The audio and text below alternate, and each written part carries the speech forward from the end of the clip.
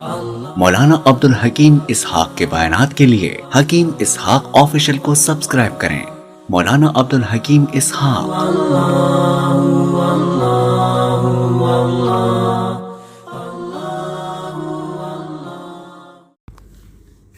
السلام علیکم ورحمۃ اللہ وبرکاتہ۔ بسم اللہ الرحمن الرحیم۔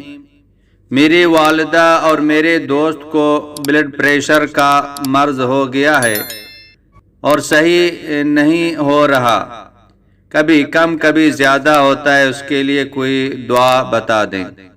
شکر اللہ تربت سے۔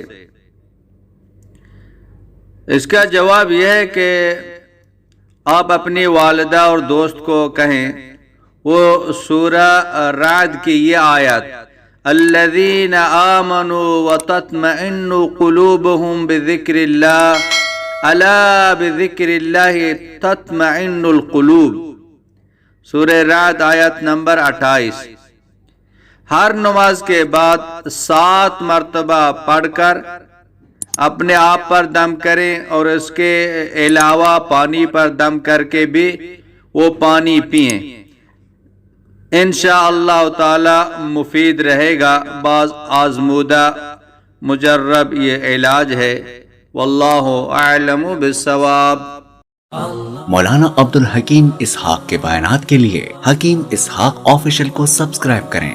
مولانا عبدالحکیم اسحاق۔